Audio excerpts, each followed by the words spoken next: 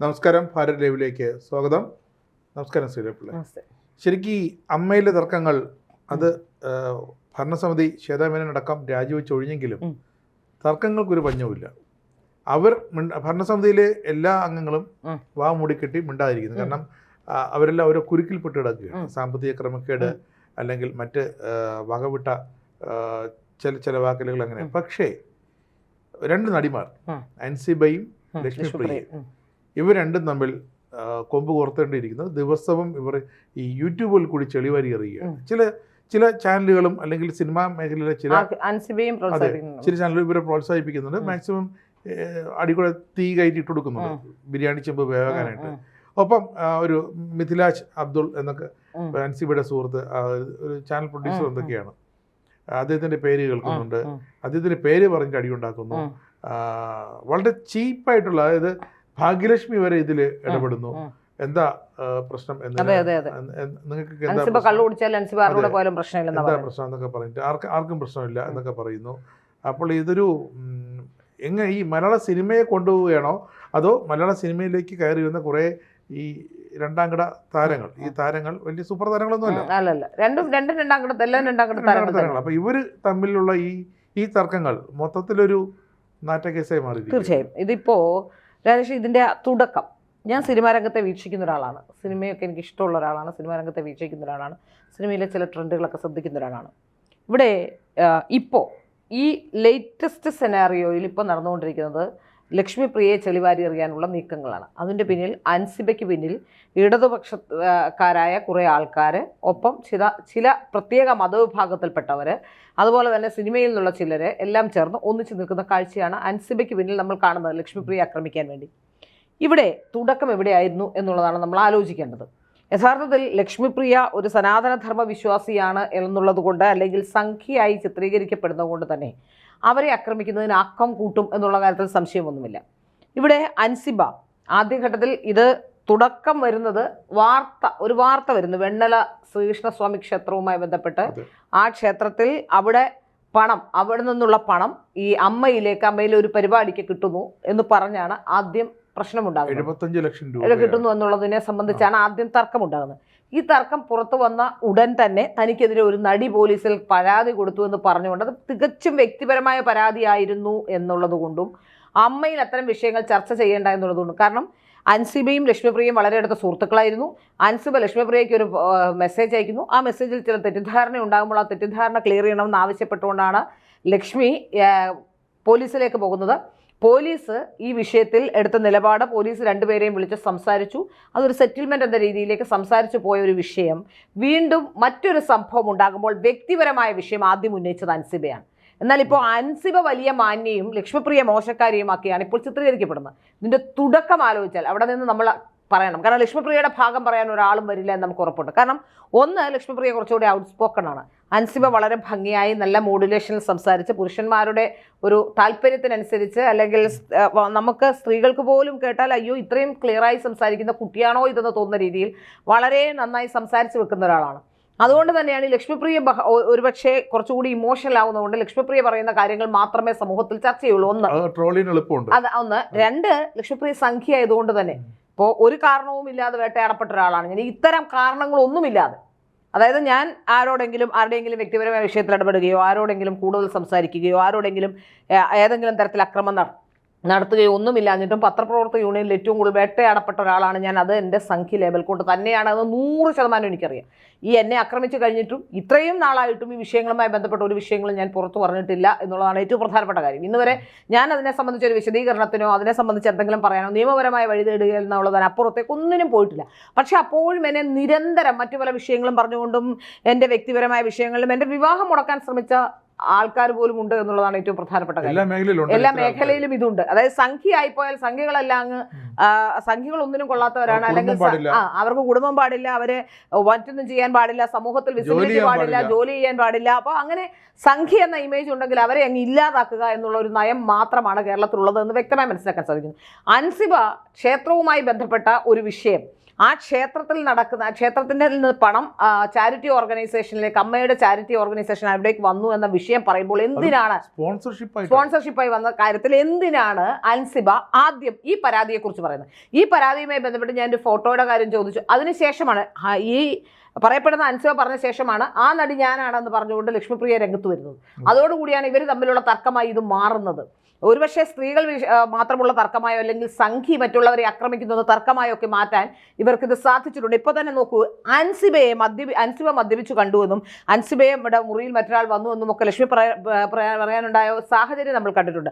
Can എന്ന് പറയുന്ന channel Suresh എന്നയാൾ ലക്ഷ്മിപ്രിയ ഇന്റർവ്യൂ ചെയ്യുമ്പോൾ നിങ്ങൾ തമ്മിലുള്ള വ്യക്തിവൈരാഗ്യത്തിന് കാരണം എന്താണെന്ന് ചോദിക്കുമ്പോഴാണ് ലക്ഷ്മിപ്രിയ വിഷയങ്ങൾ പറയുന്നത്. ലക്ഷ്മിപ്രിയ ഈ പ്രശ്നം പറഞ്ഞതോടുകൂടി ലക്ഷ്മിപ്രിയ മോശക്കാരിയാണ്, ലക്ഷ്മിപ്രിയ പേഴ്സണലായ കാര്യങ്ങൾ പറയുന്നു, അൻസിബ മദ്യപിച്ചാൽ എന്താണ് കുഴപ്പം, അൻസിബ ആരോടെങ്കിലും പോയാൽ എന്താണ് കുഴപ്പം, അതൊക്കെ വ്യക്തിപരമായ വിഷയമാണെന്ന് പറയുമ്പോൾ ലക്ഷ്മിപ്രിയയുടെ ഭർത്താവും ലക്ഷ്മിപ്രിയയുമായുള്ള പ്രശ്നം, ലക്ഷ്മിപ്രിയയുടെ കുടുംബ പ്രശ്നം, ആ ഫോട്ടോയുമായി ബന്ധപ്പെട്ട് ലക്ഷ്മിപ്രിയ എവിടെയോ ഒരു പരിപാടിക്ക് എവിടെയോ എടുത്ത ഫോട്ടോയുമായി ബന്ധപ്പെട്ട പ്രശ്നം, അങ്ങനെ ഒരു ഫോട്ടോ ഉണ്ടോ, ഫോട്ടോയെ സംബന്ധിച്ച തർക്കങ്ങൾ, ഈ തർക്കങ്ങളെല്ലാം വിളിച്ചു പറയാനോ ഇവർ തമ്മിലുള്ള പരാതിയുടെ പൂർണ്ണരൂപം പോലും മിഥിലാജ് പുറത്തുവിട്ടിട്ടുണ്ട്. അപ്പോൾ അതൊന്നും വ്യക്തിപരമായ വിഷയമല്ല. അല്ലെ ലക്ഷ്മിപ്രിയയ്ക്ക് ലക്ഷ്മിപ്രിയയുടെ കുടുംബവും ഭർത്താവും ലക്ഷ്മിപ്രിയയുമായുള്ള വിഷയം കുടുംബപരമായ പ്രശ്നം, അതൊന്നും ലക്ഷ്മിപ്രിയയുടെ വ്യക്തിപരമായ പ്രശ്നമല്ല. അൻസിബയെ പറഞ്ഞാൽ അത് വ്യക്തിപരമായ വിഷയമാണ്, അത് പറയാൻ പാടില്ല.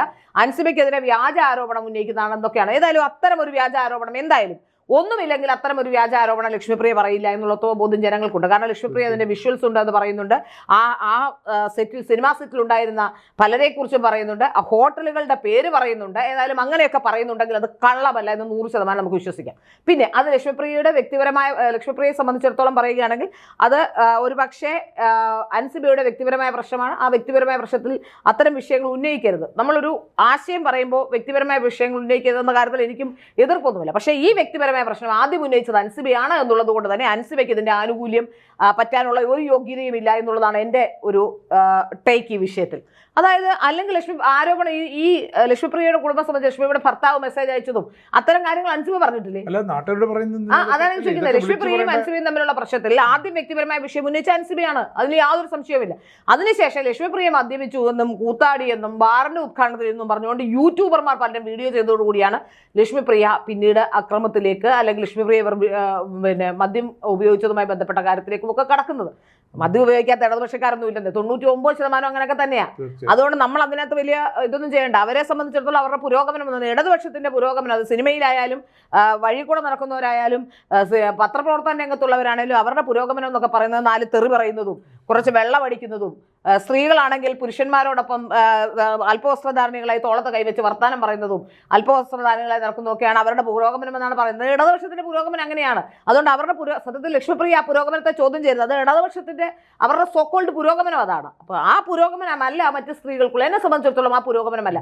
ഏത് വിഷയത്തിൽ, രാഷ്ട്രീയ വിഷയമാണെങ്കിലും ഏത് വിഷയത്തിലും പുരുഷൻ അഭിപ്രായം പറയുന്നത് പോലെ ഒരു തീരുമാനമെടുക്കാൻ, ഏതെങ്കിലും ഒരു വിഷയത്തിൽ ഒരു തീരുമാനമെടുക്കാൻ ഒരു പുരുഷൻ തീരുമാനിക്കുന്നത് പോലെ അല്ലെങ്കിൽ ലോജിക്കലായി ഏതൊരു വിഷയത്തെയും കാണുകയും അതിനെക്കുറിച്ച് തീരുമാനമെടുക്കാൻ കഴിയുകയും ചെയ്യുന്നത് തന്നെയാണ് എൻ്റെ പുരോഗമനം. അല്ലാതെ കള്ളു കുടിക്കുന്നതും കഞ്ചാവ് അടിക്കുന്നതും MDMA കഴിക്കുന്നതും പിന്നെ അല്പവസ്ത്രധാരണയെ എവിടെയെങ്കിലും പോയി നിൽക്കുന്നതും ആരെയെങ്കിലും ചീത്ത വിളിക്കുന്നതും എൻ്റെ ശരീരത്തിന്റെ പൊളിറ്റിക്സ് ആണ് ഇതെന്ന് പറഞ്ഞുകൊണ്ട് തുണി ഉരിഞ്ഞ് കാണിക്കുന്നതൊന്നും എൻ്റെ പുരോഗമനമല്ല. പുരോഗമനത്തിന്റെ തോതിന്റെ വ്യത്യാസമാണ് അവിടെ നമ്മൾ കാണുന്നത്. ഇതൊരു മറ്റൊരു തലത്തിലേക്ക് ഇപ്പൊ പോയിക്കൊണ്ടിരിക്കുകയാണ്. അതെ, അവിടെ ഞാൻ പറയുന്നത് ഫേസ്ബുക്കിൽ കൂടെ ലക്ഷ്മിപ്രിയയ്ക്ക് അധോലോക ബന്ധമുണ്ട്. ഞാൻ മനസ്സിലാക്കുന്നത് ഇപ്പോ കഴിഞ്ഞ കുറച്ച് ദിവസങ്ങളായി ഈ പറയപ്പെടുന്ന അൻസിബ ED-യുടെയും അതുപോലെ തന്നെ ചില അന്വേഷണ ഏജൻസികളുടെ റഡാറിലുണ്ട് എന്നാണ്. കഴിഞ്ഞ 6 മാസത്തിനിടയിൽ 20-ലേറെ തവണ അൻസിബ വിദേശ രാജ്യങ്ങളിലേക്ക് പോയിട്ടുണ്ട് എന്നാണ് ഞാൻ മനസ്സിലാക്കുന്നത്. മറ്റൊരു പ്രധാനപ്പെട്ട ആരോപണമായി അൻസിബയെ കുറിച്ച് വരുന്ന മറ്റൊരു പ്രധാനപ്പെട്ട ആരോപണം, ഇൻഫോ പാർക്ക് പോലീസ് സ്റ്റേഷൻ എന്ന് പറയുന്ന എറണാകുളത്തുള്ള പോലീസ് സ്റ്റേഷനിൽ അൻസിബ പരാതി കൊണ്ട് കൊടുത്തെടുക്കില്ല. ആരെന്ത് പ്രശ്നമുണ്ടാക്കിയാലും ആരെന്ത് സംസാരിച്ചാലും ഉടൻ പരാതിയുമായി പോകുന്നവരാണ് അൻസിബ. ഈ പരാതി കൊടുക്കുന്നതിന് പിന്നിൽ ചില കാര്യങ്ങളുണ്ട് എന്നാണ് ഇൻഫോ പാർക്ക് പോലീസ് സ്റ്റേഷനിൽ നിന്ന് നമുക്ക് കിട്ടിയിട്ടുള്ള ചെറിയ വിവരങ്ങൾ. ആ വിവരങ്ങൾ പറയുന്നത് പല കേസുകളും ഇത്തരത്തിൽ കേസുകൾ ഉണ്ടാക്കുകയും അത് ഒത്തുതീർപ്പിലെത്തിക്കുകയും ചെയ്യുന്ന ഒരാളാണ്. പണം വാങ്ങി ഒത്തുതീർപ്പിലെത്തിക്കുന്നു എന്നുള്ളതാണ് അൻസിബയെ കുറിച്ചിരുന്ന മറ്റൊരു പ്രധാനപ്പെട്ട ആരോപണം. അത്തരം ഒരു ആരോപണത്തിന്റെ അടിസ്ഥാനത്തിലാണ് ഒരു പക്ഷേ അത്തരം ചില പ്രശ്നങ്ങൾ അറിയാവുന്നതുകൊണ്ടാണ് ഇൻഫോ പാർക്ക് പോലീസ് സ്റ്റേഷൻകാർ അൻസിബ നൽകുന്ന പരാതിയിൽ കേസെടുക്കാത്തത് എന്നാണ് എനിക്ക് മനസ്സിലാക്കാൻ സാധിക്കുന്നത്. ഇപ്പോൾ അൻസിബ നൽകിയ പരാതിയിലും ടിനി ടോമിനെതിരെ കേസെടുക്കാൻ സാധിക്കില്ല എന്ന് ഇപ്പോൾ കോടതി പറഞ്ഞിട്ടുണ്ട്. അതായത് അൻസിബ ഒരു അജണ്ട സെറ്റ് ചെയ്തുകൊണ്ട് ഏതോ കുറെ ആൾക്കാരുടെ അജണ്ടയുടെ മുന്നണി പോരാളിയായി, അതൊരു സ്ത്രീ ആയതുകൊണ്ട് സ്ത്രീകളായതുകൊണ്ടും സ്ത്രീകളെ വെച്ച് ആക്രമിക്കുക എന്നുള്ള ഒരു പ്രധാനപ്പെട്ട കാര്യം തന്നെയാണ് ഇവിടെ നടക്കുന്നതെന്നാണ് എനിക്ക് തോന്നുന്നത്. കാരണം ഞാൻ പറയട്ടെ, ഏറ്റവും കൂടുതൽ സ്ത്രീകളെ വെറും പ്രോപ്പർട്ടിയായി മാത്രം കാണുന്ന സിനിമാ രംഗത്ത് ഞാൻ കരുതുന്നില്ല ഒരു സ്ത്രീയെയും ആ സിനിമാ രംഗത്തുള്ള ഏതെങ്കിലും ഒരു പുരുഷൻ ഒരു സ്ത്രീയെ സ്ത്രീയായാണ് കാണുന്നതെന്ന അഭിപ്രായം എനിക്കില്ല. സ്ത്രീയെ പ്രോപ്പർട്ടി എന്നതിന് അപ്പുറത്തേക്ക് സ്ത്രീകളോട് ഏത് മേഖലയിലാണ് പച്ചയ്ക്ക് സ്ത്രീകളോട് ശരീരം ഷെയർ ചെയ്യാൻ കഴിയുമോ എന്ന് ചോദിക്കുന്നത്. അത് ഒരൊറ്റ മേഖലയുള്ളൂ, സിനിമാ മേഖല മാത്രമേ ഉള്ളൂ. വേറെ ഒരു മേഖലയിലും ജോലി ചെയ്യുന്ന സ്ത്രീകളോട് ഏതെങ്കിലും പുരുഷനൊക്കെ മിസ്ബിഹേവ് ചെയ്തേക്കാം, ആരെങ്കിലുമൊക്കെ മിസ്ബിഹേവ് ചെയ്തേക്കാം. ആ ഇൻഡസ്ട്രി മൊത്തം സ്ത്രീകളെ ആ രീതിയിൽ കൈകാര്യം ചെയ്യുന്ന ഒറ്റ ഇൻഡസ്ട്രി ഉള്ളത് സിനിമാ മേഖലയാണ്. അപ്പോൾ ആ മേഖലയിൽ ഒരു സ്ത്രീ ഒറ്റയ്ക്ക് നിന്ന് പൊരുതി, ആ സ്ത്രീ പൊളിച്ചടുക്കി, ഒരു സ്ത്രീ അങ്ങ് പൊരുതി മുന്നോട്ട് വന്നു എന്ന് പറയുന്നതിന് ഒരിക്കലും അംഗീകരിക്കാൻ കഴിയില്ല. അവിടെ അൻസിബയെ മുന്നിൽ നിർത്തിക്കൊണ്ട് പിറകിൽ നിന്നുള്ള കളിയാണെന്ന് ഞാൻ മനസ്സിലാക്കുന്നത്. അതെന്താണ് എന്ന് ചോദിച്ചാൽ എനിക്ക് സംശയം തോന്നാനുള്ള സാഹചര്യം ഉണ്ടായത്, ഇത് കഴിഞ്ഞല്ലോ പ്രശ്നമുണ്ടായി, ശ്വേതാ മേനോൻ രാജിവെക്കുന്ന സാഹചര്യം എത്തി. അവസാനത്തെ ആയുധമായിരുന്നു ശ്വേതാ മേനോൻ BJPക്ക് സ്ഥാനാർത്ഥികളെ കൊടുത്തു പണം വാങ്ങി എന്നുള്ളത്. ഏതായാലും സിനിമാ രംഗത്തു നിന്നുള്ള ബാബുരാജ് അടക്കമുള്ളവർ മനസ്സിലാക്കേണ്ട ഒരു പ്രധാനപ്പെട്ട കാര്യം, BJPക്ക് ഇപ്പോൾ പണം കൊടുത്ത് ഇപ്പോൾ ആരെയെങ്കിലും ഇലക്ഷന് നിർത്തേണ്ട സാഹചര്യമില്ല. 2020 എന്ന് പറയുന്ന സംഘടനയാണ് കുറച്ചുപേരെ അവിടെ നിന്ന് കൊണ്ടുവന്നിട്ടുള്ളത്. 2020ക്ക് ആളില്ലാത്തതുകൊണ്ട് BJPക്ക് അത്ര സംവിധാനമില്ല. ഒന്ന് മനസ്സിലാക്കേണ്ട കാര്യമാണ്. രണ്ടാമത്തെ കാര്യം, ബാബുരാജ് മറ്റ് സംസ്ഥാനങ്ങളൊക്കെ ഒന്ന് നോക്കണം ആരാണ് ഭരിക്കുന്നത് എന്ന്. ഏതായാലും നിങ്ങളെപ്പോലുള്ള കുറച്ച് ഇടതുപക്ഷക്കാരും മതമൗലികവാദികളും ഒക്കെ ചേർന്ന് കേരളത്തെ ഏത് അവസ്ഥയിലാക്കിയെന്നും CPMകാർ തന്നെ ഏത് അവസ്ഥയിലാക്കിയെന്നും നമ്മൾ കണ്ടതാണ്. ഒറ്റയ്ക്കും തെറ്റയ്ക്കുമുള്ള കുറച്ച് ആൾക്കാർ ഇപ്പോൾ CPM എന്ന് പറഞ്ഞ് നടക്കുന്നു, സിനിമാ മേഖലയിലൊക്കെ കൈകാര്യം ചെയ്ത് വെച്ചിരിക്കുന്നു എന്നതിനപ്പുറത്തേക്ക് നാളെ ഒരു കാലം സിനിമാ മേഖലയടക്കം ആ രംഗത്തേക്കൊക്കെ ഫോക്കസ് ചെയ്യാതിരുന്നതുകൊണ്ട് ഈ സംഘപരിവാർ എന്ന് പറയുന്ന സംഘപരിവാറിലൊക്കെ ഉള്ളവര് അല്ലെങ്കിൽ അത്തരം ആൾക്കാർ ആ മേഖലയിലേക്കൊക്കെ ഫോക്കസ് ചെയ്യാതിരുന്ന മേഖലകളാണിത്. അതുകൊണ്ടാണ് ഇഷ്ടംപോലെ സംഘപരിവാർ അനുകൂലികളായിട്ടുള്ള ആൾക്കാർ അല്ലെങ്കിൽ മോദിയെ ഇഷ്ടമുള്ള ആൾക്കാർ, മോദിയോട് താല്പര്യമുള്ള ആൾക്കാർ സിനിമാ മേഖലയിലുണ്ട്. 2020 സ്ഥാനാർത്ഥികളെ ഇവിടെ നിർത്തിയിട്ടുള്ളത്. അതിപ്പോൾ 2020 ബാബുരാജിനെ വിളിച്ചാൽ ബാബുരാജൻ ചിലപ്പോൾ ഒരു പക്ഷേ 2020 വിളിക്കുന്നു എന്നുള്ള നാളെ ഒരു സിനിമ പ്രൊഡ്യൂസ് ചെയ്യാൻ സാധ്യതയുള്ള ആൾക്കാരായിരിക്കും സാബു ഒക്കെ. അപ്പം അതുകൊണ്ട് തന്നെ ഇതിനെ ഈ രീതിയിലുള്ള ഗിമ്മിക്കുകളൊക്കെ ബാബുരാജ് ഇറക്കിയാണ് അവസാന നിമിഷം ഇത്തരത്തിൽ ശ്വേതാ മേനോനെതിരെ ഒരു ആരോപണം. ഒന്ന് ആലോചിച്ച് നോക്കൂ, ശ്വേതാ മേനോൻ തെരഞ്ഞെടുപ്പിൽ മത്സരിച്ചപ്പോൾ മാർട്ടിൻ മേനാച്ചേരി എന്ന ഒരാൾ വന്ന് നൽകിയ പരാതി എന്തായിരുന്നു? ഇപ്പോൾ മാർട്ടിൻ മേനാച്ചേരി ശ്വേതാ മേനോനുമായി ബന്ധമുള്ള ആളാണെന്നാണ്. മാർട്ടിൻ മേനാച്ചേരി എനിക്കറിയാം, മാർട്ടിൻ മേനാച്ചേരി ആരാണെന്നും മാർട്ടിൻ മേനാച്ചേരി എനിക്കറിയാം. ഏതായാലും ശ്വേതാ മേനോനുമായി ബന്ധമുള്ള ആളാണ് എന്ന് പറയുന്നത് വ്യാജ ആരോപണമാണ് എന്നാണ് എൻ്റെ വിശ്വാസം. കാരണം ശ്വേതാ മേനോൻ അഭിനയിച്ച സിനിമ, ആ സിനിമയിൽ വ്യാജമായി കുട്ടികളെ വഴിതെറ്റിക്കുന്നു, സിനിമ കണ്ടിട്ട് എന്നൊക്കെ പറഞ്ഞിട്ടുള്ള ആരോപണമായിരുന്നു. അതൊക്കെ ചീട്ടുകൊട്ടാരം പോലെ പൊളിഞ്ഞെടുക്കുന്നത് നമ്മൾ കണ്ടതാണ്. അപ്പോൾ വിവാദങ്ങളിലേക്ക് ഇപ്പം തന്നെ ആലോചിച്ച് നോക്കൂ, കഴിഞ്ഞ ദിവസം ലക്ഷ്മിപ്രിയയാണ് ആരോപണം ഉന്നയിച്ച മിഥിലാജിനെ സംബന്ധിച്ച്. അതിൽ ശ്വേതാ മേനോനെതിരെയാണ് പരാതി. ലക്ഷ്മിപ്രിയയെ ശ്വേതാ മേനോൻ എവിടെയാണെന്ന് പോലും ആർക്കും അറിയില്ല. ഈ വിഷയത്തിന് ശേഷം ശ്വേതാ മേനോൻ ഇന്ന് വരെ വാതുറന്ന് സംസാരിച്ചിട്ടില്ല. ശ്വേതാ മേനോന്റെ വഴിക്ക് പോയി എന്നുള്ളതാണ് ഞാൻ മനസ്സിലാക്കുന്നത്. എനിക്ക് ഈ ഭാരവാഹിത്വം വേണ്ടെന്ന് ഈ രാജി വെച്ചിട്ട് പുറത്തിറങ്ങിയ ശേഷം ഒരു മാധ്യമങ്ങളോട് സംസാരിച്ച് ഞാൻ കണ്ടിട്ടുണ്ട്. ആദ്യം പുറത്തിറങ്ങി പോകുന്ന വഴിക്ക് മാധ്യമങ്ങളോട് പറഞ്ഞു, നിങ്ങളാണല്ലോ എനിക്ക് തിരഞ്ഞു പിടിച്ച് ഇത്രയും വാർത്തകളൊക്കെ കൊടുത്തത്, അപ്പോൾ നിങ്ങൾ തന്നെ നിങ്ങൾ ഇഷ്ടത്തിനും കൊടുത്തു എന്ന് പറഞ്ഞ് പോയതാണ്. ആ ബാബുരാജുമായി ബന്ധപ്പെട്ട വിഷയത്തിൽ കണക്കത് സൈബർ ഓഡിറ്റിംഗ് വേണമെന്ന് ആവശ്യമൊക്കെ അവർ മുന്നോട്ട് വെച്ചിട്ടുണ്ടെന്നാണ് ഞാൻ മനസ്സിലാക്കുന്നത്. ഇതിൽ ഫോറൻസിക് ഓഡിറ്റിംഗ്, ഇതിൽ എനിക്ക് മനസ്സിലാക്കാൻ സാധിക്കുന്ന ഒരു പ്രധാനപ്പെട്ട കാര്യം, ശ്വേതാ മേനോൻ അടക്കമുള്ളവരെ ടാർഗറ്റ് ചെയ്തുകൊണ്ട്, ലക്ഷ്മിപ്രിയ അടക്കമുള്ളവരെ ടാർഗറ്റ് ചെയ്തുകൊണ്ട് മുന്നോട്ട് പോകുന്നു എന്നുള്ളതാണ്. ഇപ്പം ലക്ഷ്മിപ്രിയ ഞാൻ ടാർഗറ്റ് ചെയ്തു എന്ന് പറയാനുള്ള പ്രധാന കാരണം, ഈ പ്രശ്നം ഉണ്ടായ ശേഷം ആദ്യം വന്ന പ്രതികരണം ഉഷ ഹസീന എന്ന് പറയുന്ന നടിയുടേതായിരുന്നു. അവരുടെ കൺസേൺ എന്താ? ഉഷ ഹസീന അവിടുത്തെ അഴിമതിയെ പറ്റിയ ശ്വേതാ മേനോൻ മറ്റൊന്നിനെ പറ്റിയല്ല ഉഷ ഹസീന പറയുന്നത്. ഉഷ ഹസീന അവിടെ പറഞ്ഞ ഏറ്റവും പ്രധാനപ്പെട്ട ആരോപണം ഈ ലക്ഷ്മിപ്രിയ മതം മാറിയെന്നുള്ളത്. അതും ഇതുമായി എന്താണ് ബന്ധം? അതെ, മരിച്ചാൽ പോലും കവർ കാണാൻ പോവില്ല എന്ന് പറയുകയായിരുന്നു എന്നുള്ളതാണ് എനിക്ക് മനസ്സിലാക്കാൻ സാധിക്കുന്നത്. മതം മാറിയതുമായിട്ട് എന്ത് ബന്ധമാണുള്ളത്? ഈ വിഷയത്തിൽ ഏറ്റവും പ്രധാനമായി സത്യത്തിൽ ഈ വിഷയത്തിൽ ഇതിന്റെ അജണ്ട ജനങ്ങൾക്ക് മനസ്സിലാക്കാനുള്ള അവസരം നൽകിയത് ഒന്ന് ഉഷ ഹസീന, പിന്നാലെ വന്ന കമാലുദ്ദീൻ എന്ന കമൽ അതിനുശേഷം പെട്ടെന്ന് കമൽ ചാടി വന്നു സംഘപരിവാറിനെ പറഞ്ഞുകൊണ്ട്. സംഘപരിവാർ ആൾക്കാർ സിനിമയിലുണ്ട് എന്ന് പറയുമ്പോൾ പെണ്ണുപിടിയന്മാരും പോക്സോ കേസ് പ്രതികളും ഉണ്ട് കമലെ, അതുകൂടി കമൽ ആലോചിക്കണം. പെണ്ണുപിടിയന്മാരും പോക്സോ കേസ് കൃതികളും പീഡനത്തിനിരയായവരും മയക്കുമരുന്ന് കച്ചവടക്കാരും എല്ലാം ഉണ്ട് സിനിമാ മേഖലയിൽ. ആദ്യം ഈ സംഘപരിവാറുകാരെ കൊണ്ട് മറ്റു ശല്യങ്ങളൊന്നുമില്ലല്ലോ. നിങ്ങളെ ആരെയും ആക്രമിക്കാൻ വരുന്നില്ല സംഘപരിവാറുകാർ, നിങ്ങളെ കള്ളുപിടിപ്പിക്കാൻ വരുന്നില്ല, കഞ്ചാവ് അടിപ്പിക്കാൻ വരുന്നില്ല, മറ്റു തരത്തിലുള്ള പ്രശ്നങ്ങളൊന്നും സംഘപരിവാർ ഉണ്ടാക്കുന്നില്ല. അവരാരും ഇത്തരത്തിലുള്ള പ്രകടനങ്ങളൊന്നും നടത്തുന്നില്ല, സ്ത്രീകളെ ഉപദ്രവിക്കാൻ വരുന്നില്ല. ആദ്യം കമാലുദ്ദീൻ ചെയ്യേണ്ട സിനിമാ മേഖലയെ ഒന്ന് ശാക്തീകരിക്കുക, സിനിമാ മേഖലയെ ഒന്ന് ശുദ്ധീകരിക്കുക. ആ ശുദ്ധീകരിക്കാൻ ഈ പോക്സോ കേസ് പ്രതികളെയൊക്കെ പുറത്തു കളയണം. ആദ്യം അതിൻ്റെ മുന്നോടിയായി ആദ്യം ചെയ്യേണ്ടത്, മാധ്യമങ്ങളിലൂടെ ഞങ്ങൾ കേട്ടതാണ്, ഒരു പോക്സോ കേസിൽപ്പെട്ട ഒരു പെൺകുട്ടിക്ക് ഞാനത് പണം കൊടുത്ത് സെറ്റിൽ ചെയ്താണല്ലോ എന്ന് കമാലുദ്ദീൻ പറയുന്നത് ഞങ്ങൾ കേട്ടതാണ്. ആദ്യം കമാലുദ്ദീൻ ചെയ്യേണ്ടത് അതിൻ്റെ ധാർമ്മിക ഉത്തരവാദിത്വം ഏറ്റെടുത്ത് രാജിവെക്കുകയാണ് അമ്മയിൽ നിന്ന്. അപ്പോൾ കമാലുദ്ദീൻ മറ്റുള്ളവരെ സംഘപരിവാറിനെ മര്യാദ പഠിപ്പിക്കാൻ വരണ്ട എന്നുള്ളതാണ് ആദ്യത്തെ കാര്യം. ഒന്ന്, അപ്പോൾ അതിൽ നിന്ന് തന്നെ നമുക്ക് മനസ്സിലായി ഈ രണ്ട് പ്രസ്താവനകളാണ് യഥാർത്ഥത്തിൽ ഇവരുടെ അജണ്ട പുറത്തു കൊണ്ടുവന്നത്. അതിന് പിന്നാലെ വന്നിട്ടുള്ള അൻസിബയുടെ പ്രസ്താവന, മിഥിലാജിന്റെ പ്രസ്താവന. മിഥിലാജൻ ഈ പറയപ്പെടുന്ന അൻസിബയുടെ അഭിഭാഷകനായി വന്ന ആളും ഇതേ തരത്തിലുള്ള ഒരു വിഭാഗത്തിൽപ്പെട്ട ആൾക്കാരാണ്. അപ്പോൾ പിന്നീട് വന്നത് ഇതിന്റെ എല്ലാം മൂല കാരണം മറ്റൊരാളുണ്ട് എന്നാണ് ഞാൻ മനസ്സിലാക്കുന്നത്. അത് തരികിട സാബുവാണ് ഇതിന്റെ എല്ലാം പിന്നിലെന്നുള്ളതാണ്. തരികിട സാബു ആരാണെന്ന് നമുക്കറിയാം. അപ്പോൾ തരികിട സാബുവാണ് ഈ പ്രശ്നങ്ങൾ മൊത്തം ഉണ്ടാക്കാനുള്ള ഒരു കീ പോയിന്റായി നിൽക്കുന്നതെന്നാണ് എനിക്ക് മനസ്സിലാക്കാൻ സാധിക്കുന്നത്. അപ്പോൾ ഇതിൽ നിന്ന് നമുക്ക് വ്യക്തവും കൃത്യവുമായി മനസ്സിലാക്കുന്നത് ഒരു വിഭാഗം, ആ വിഭാഗം ഇടതുപക്ഷം പിന്നെ അത്തരം കൂട്ടുപിടുത്തത്തിന് അവർ താല്പര്യമുള്ളവരാണ്.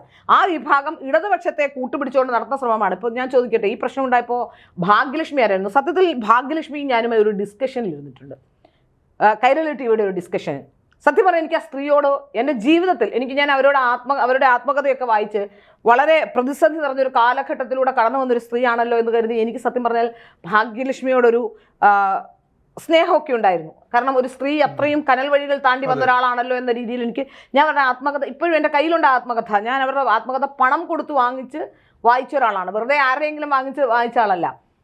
യഥാർത്ഥത്തിൽ ഞാനൊരു ചാനൽ ചർച്ചയിൽ ഇരിക്കുമ്പോൾ, മാധ്യമപ്രവർത്തകയാണ് ഞാൻ ഇതിലാണ് വന്നത്, പക്ഷേ എനിക്കൊരു സംഘപരിവാർ ആഭിമുഖ്യമുണ്ട് എന്നവർക്ക് മനസ്സിലായപ്പോൾ തൊട്ട് അവരെന്നെ പുച്ഛത്തോടെ നോക്കിയിരിക്കുകയായിരുന്നു. എൻ്റെ ജീവിതത്തിൽ ആദ്യമായി എനിക്ക് ഷോക്കായൊരു സംഭവമാണ്. അവരെന്നെ അത്രയും സമയം നോക്കിയത് ആ ഡിസ്കഷനിലിരിക്കുമ്പോൾ, അതായത് 10-12 പേരുണ്ട്, നമ്മുടെ ബ്രിട്ടാസ് ഹോസ്റ്റ് ചെയ്യുന്ന ഒരു ഷോയാണ്. ആ ഷോയിൽ ഞാനൊരു സംഘപരിവാർ, അത് മാധ്യമപ്രവർത്തകയാണെന്ന് പറഞ്ഞവർക്ക് പ്രശ്നം ഉണ്ടായില്ല, സംഘപരിവാർ ആണെന്ന് കേട്ടപ്പോൾ മുതൽ അവരെൻ്റെ മുഖത്ത് അക്ഷരാർത്ഥത്തിൽ പുച്ഛത്തോടെ നോക്കിയിരുന്നത് ഞാൻ ഞെട്ടിയിട്ടുള്ള ഒരാളാണ്. അത്രയ്ക്ക് അസഹിഷ്ണുതയുള്ളൊരു സ്ത്രീയാണ് ഈ സ്ത്രീ എന്ന് എനിക്ക് മനസ്സിലായതാണ്. അതിനുശേഷമാണ് ദിലീപിൻ്റെ ഇഷ്യൂ വരുന്നത്. ഈ ദിലീപിൻ്റെ ഇഷ്യൂ വന്നപ്പോൾ ഇവരുടെ ഇടപെടലുകൾ വളരെ സംശയാസ്പദമാണ് എന്നുള്ള കാര്യത്തിൽ സംശയമൊന്നുമില്ല.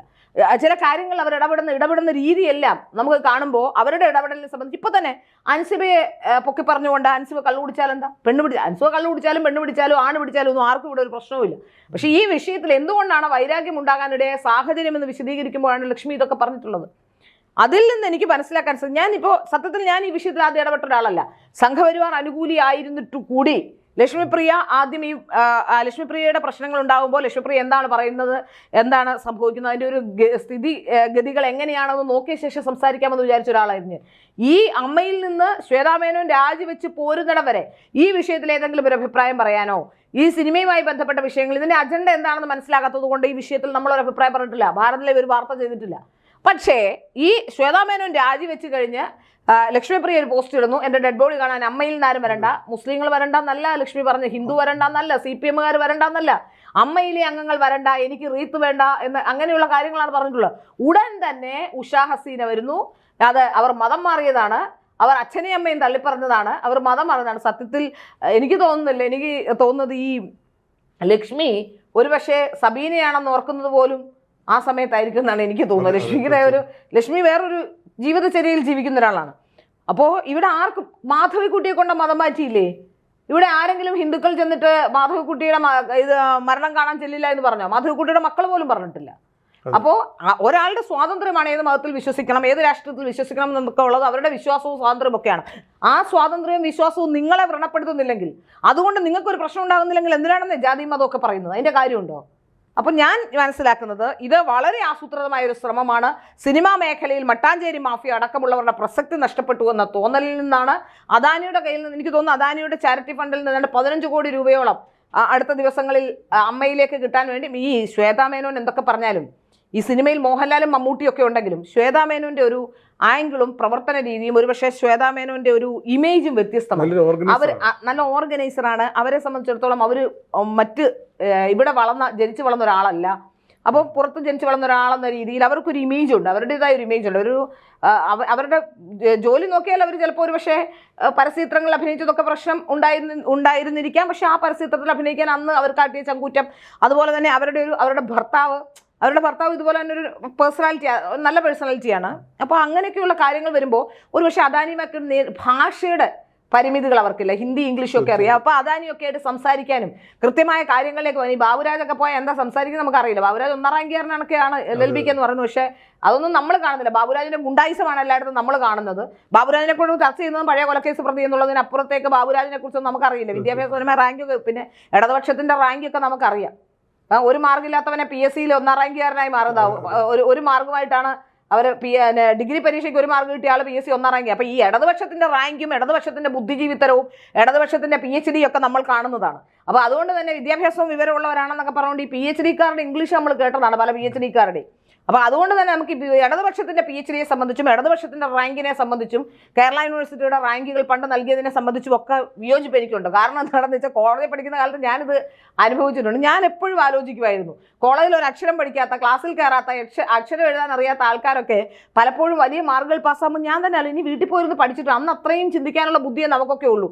അന്ന് ഞാൻ വിചാരിക്കുന്നത് ഇവർ ഇവിടെയൊക്കെ ബഹളം വെച്ച് നടന്നാലും വീട്ടിൽ പോയിരുന്ന് പഠിക്കുമെന്നുള്ളതാണ്. പക്ഷെ അല്ല എന്നിപ്പോൾ ബോധ്യം വന്നു. കാരണം ഈ നമ്മളെല്ലാം പഠിക്കുന്ന കാലത്ത് കോളേജിലൊന്ന് ശ്രദ്ധിച്ച് നോക്കിയോ, നമ്മളെല്ലാം പഠിക്കുന്ന കാലത്ത് നമ്മൾ മര്യാദയ്ക്ക് പഠിച്ച തോക്കാതെ പഠിച്ചു വരുന്ന നമ്മളുടെയൊക്കെ കോളേജുകളിൽ ഒരു 10-30 വയസ്സ് കഴിഞ്ഞ് ഏതെങ്കിലും ഒരു ചേട്ടൻ ഇടതുപക്ഷത്തിൻ്റെ ഉണ്ടാവും. ശ്രദ്ധിച്ചു നോക്കൂ. വേറെ ഒരു BJP-കാരനും കാണില്ല, ഒരു CPM-കാരനും കോൺഗ്രസ്സുകാരനും കാണില്ല, ഒരു പക്ഷേ BJP-കാരനും കാണില്ല. അവരൊക്കെ പഠിച്ചു വരുന്നവരൊക്കെ RSS-ഓ BJP-യോ സംഘപരിവാറോ അല്ലെങ്കിൽ AVP-കാരനോ KSC-കാരനൊക്കെ അവൻ പഠിച്ചെവിടെങ്കിലും ജോലിക്ക് പോകുമ്പോൾ ഇതേപോലെ ഒരു 30 വയസ്സ് കഴിഞ്ഞ് 4 CPM ചേട്ടന്മാർ, DYFI അല്ലെങ്കിൽ SFI ചേട്ടന്മാർ, ഈ ഏതെങ്കിലും DYFIയിലും കാണും SFIയിൽ കാണും, 40 വയസ്സ് 30 വയസ്സ് കാണും കോളേജിൽ പഠിക്കുമ്പോൾ. അപ്പോൾ ഇങ്ങനത്തെ ചേട്ടന്മാരുണ്ടാവും രാഷ്ട്രീയം വളർത്താൻ വേണ്ടി. അപ്പോൾ അത്തരം ചേട്ടന്മാരൊക്കെ പാസ്സാവുകയും ചെയ്യും. ആ പാസ്സാവുന്ന അന്ന് ഞാൻ ആലോചിച്ചിട്ടുണ്ട് ഇവർക്ക് വീട്ടിൽ പോയിരുന്ന് പഠിക്കുന്നത്. പക്ഷെ അല്ല എന്നിപ്പോൾ ബോധ്യം വന്നു. അതുകൊണ്ട് ബാബുരാജിന്റെ റാങ്കിന്റെ കാര്യം കൂടി ഇരിക്കട്ടെ. പക്ഷേ ശ്വേതാ മേനോന് കുറച്ചുകൂടി കമ്മ്യൂണിക്കേഷൻ സ്കിൽ ഉണ്ടാവും, അവർ സംസാരിക്കാൻ കഴിയുന്നുണ്ടാവും, അവർക്ക് ആൾക്കാരുമായിട്ട് അവർ വൈഡ് റേഞ്ച് ഓഫ് ആൾക്കാരുമായിട്ട് സംസാരിക്കാൻ കഴിയുന്നുണ്ട്. അതുകൊണ്ട് ഏതാണ്ട് 15 കോടി രൂപ വരുന്നുണ്ട് എന്നാണ് ഞാൻ വരാനുള്ള സാധ്യത ഉണ്ടായിരുന്നു എന്നാണ് മനസ്സിലാക്കാൻ സാധിക്കുന്നത്. അപ്പോൾ അതൊക്കെ വന്നു കഴിഞ്ഞാൽ ഒരിക്കലും ശ്വേതാ മേനോന് പിന്നീട് ഈ പ്രസിഡന്റ് സ്ഥാനത്തു നിന്ന് അത്രയും നല്ല നിലയിലേക്ക് സംഘടനയെ നയിച്ചാൽ അത് വലിയ രീതിയിലുള്ള പ്രശ്നമുണ്ടാകും. അതുകൊണ്ട് തന്നെയാണ് ഉണ്ണി ശിവപാലുമായി ബന്ധപ്പെട്ട തർക്കമുണ്ടാകുന്നു. ആദ്യം ഒരു ട്രഷറർ മോശമായി പെരുമാറി എന്ന് പറഞ്ഞൊരു വനിത വരുന്നു, അവരുടെ വിഷയങ്ങളുമായി ബന്ധപ്പെട്ട ചർച്ച ഉണ്ടാകുന്നു. അൻസിബ പറയുന്ന അൻസിബയുടെ പരാതി ചർച്ച ചെയ്തില്ല എന്നുള്ളതാണ്. അത് തികച്ചും പേഴ്സണലായ ഒരു വിഷയം അവിടെ സംഘടനയിൽ ചർച്ച ചെയ്യണമെന്ന് പറയുന്നു.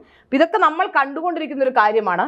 അപ്പോൾ യഥാർത്ഥത്തിൽ ഇതിൽ നിന്ന് മനസ്സിലാകുന്നത് അൻസിബയെ മുൻനിർത്തിക്കൊണ്ട് ചില കളികൾ കളിക്കുന്നുണ്ട് എന്നാണ്. ഏതായാലും ഇപ്പോൾ ലേറ്റസ്റ്റ് മിഥിലാജ് ഉന്നയിച്ച ആരോപണം എന്താ, ലക്ഷ്മിപ്രിയയ്ക്ക് ഗൾഫിലേതോ പെൺവാണിഭ സംഘങ്ങളെ, അവിടെ സ്ത്രീകളെ സപ്ലൈ ചെയ്യുന്ന സംഘങ്ങളുമായി ബന്ധമുണ്ടെന്നൊക്കെയാണ്. അതെനിക്ക് തോന്നുന്നു സ്വന്തം ബന്ധങ്ങളും സ്വന്തം കൂട്ടുകാരിയുടെ ബന്ധങ്ങളും ഒക്കെ മറച്ചു വയ്ക്കാൻ വേണ്ടി ആദ്യമേ അങ്ങ് പറയുന്നതാണെന്നാണ് മനസ്സിലാക്കാൻ സാധിക്കുന്നത്.